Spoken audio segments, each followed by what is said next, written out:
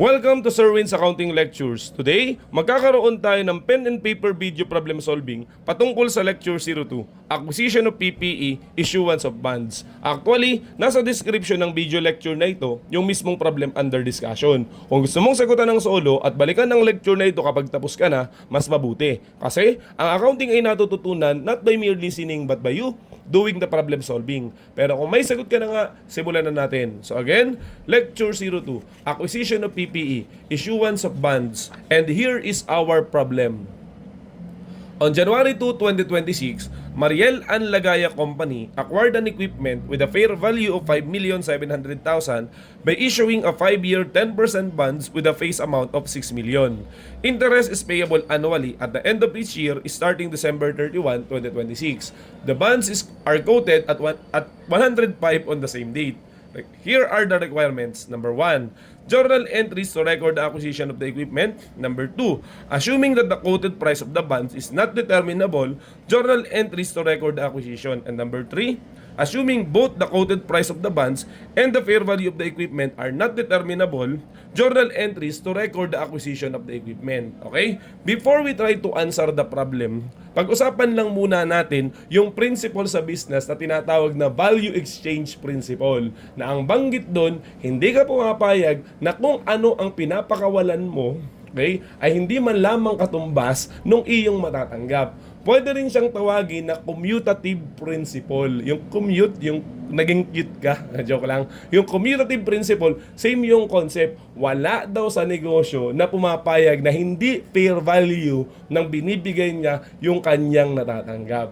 Because of those principle, value exchange or commutative principle, nagkaroon tuloy ng rules on valuation on this acquisition of PPE through issuance of bonds. Ang ibig kong sabihin, merong hierarchy. Merong rules on acquisition. Okay, acquisition, okay, of PPE through issuance of bonds. Ayan. Merong tatlong hierarchy dyan. Ang sabi dito, number 1, we will use the fair value of whatever it is that you issued. So again, so fair value of the bonds issued. At ang sabi dun sa principle na yun, dapat sana sa point of view nung nagbibigay ng bonds ay katambas lang din yun nung fair value nung kanyang pinakawalan naman na equipment. May highlight ko pa yun.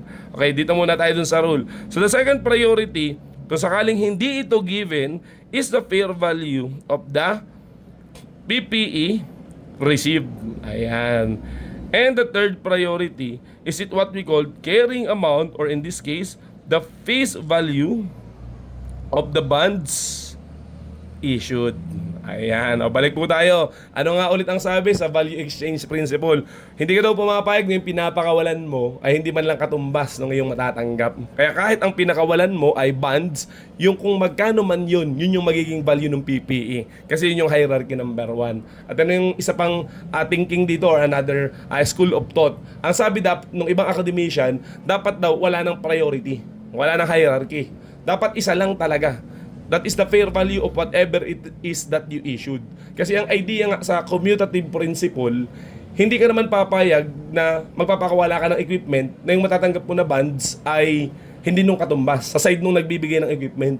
Ganon din naman dun sa side nung nag-i-issue ng bonds. Hindi ka papayag na yung papakawalan mo na bonds ay hindi nga katumbas nung equipment na matatanggap mo. Kaya ang sabi ng ibang academician, dapat wala ng hierarchy. Okay, dapat number 1 lang talaga yung fair value ng in-issue mo. Kasi eventually, lagi naman daw yun na equal. Pero kung sakali man, na let's say nagsosolve ka at dumating yung pagkakataon na yung fair value ng bonds at saka yung fair value ng PPA magkaiba, okay, halimbawa na ganun ang nangyari, katulad ng ating problem, therefore, we will just use this rule. The first priority is whatever it is that you issued. Okay?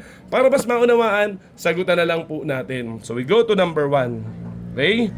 Ang sabi doon, journal entries nung acquisition, and the acquisition date is on January 2. Ano ba ang ating na-acquire? Hindi ba't equipment? That's why we debit equipment and we credit bonds payable. Ano pong ating napapansin? Hindi tayo muna naglalagay ng amount kasi nga syempre, i-format mo muna, nagka-equipment ka, tapos nawalan ka ng bonds payable. Okay? Bonds payable account is always measured at face. So in this case, that is 6 million. That's why you credit bonds payable at 6 million. Sabi sa first priority, we will use the fair value of the bonds. Ang sabi sa problem, that is 105. 105 means 105%. That's why we will multiply the face value of the bonds of 6 million to 1.05. Okay? The fair value is 6,300,000. Therefore, merong excess na 300,000. Ang tawag doon, premium. Okay? On bonds payable. Kasi nga, mas mataas yung kanyang fair value. 6,300,000 minus 6 million, we will get this 300,000 which will go to the premium. Yun po yung premium natin. And the equipment, yung iyong in-acquire, will be the total of the two or the fair value of the bonds issued. Napansin nyo?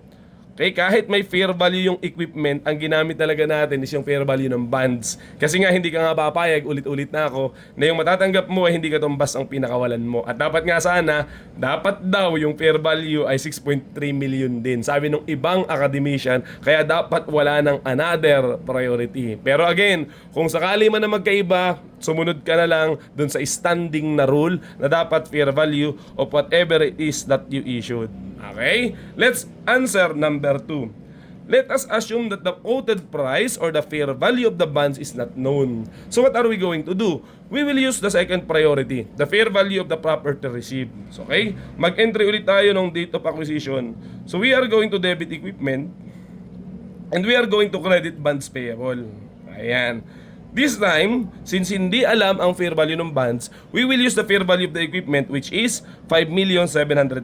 So that's why we debit equipment at 5,700,000.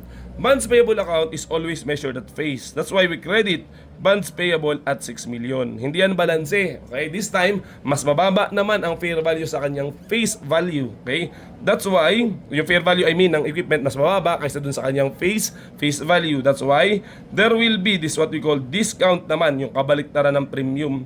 Discount on bonds payable. Okay? Kasi mas kakaunti ang natanggap mo. The difference of 6 million and 5,700,000. So again, 6 million minus 5,700,000, we will get 300,000 which is the amount of the discount on bonds payable. Okay? That's answer to number 2. Let's answer number 3, the last requirement.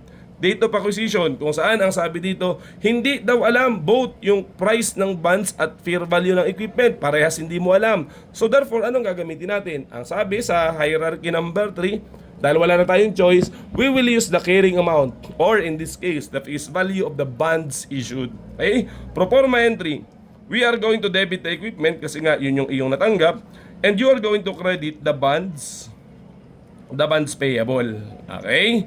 So, ang bonds payable naman is always nga measured at face. Kahit anong mangyari, sa lahat ng scenario, lagi siyang 6 million. Okay, sana maalala rin yung part na yun. Bonds payable is always measured at face. In this case, hindi alam ang fair value both of them. That's why wala na tayong choice kung ano yung face amount ng bonds, which is lagi namang given yun. Ayun na rin yung magiging value nung natanggap mo, which is the equipment. 6 million. Okay? Na dapat naman talaga laging ang given yung fair value. Okay?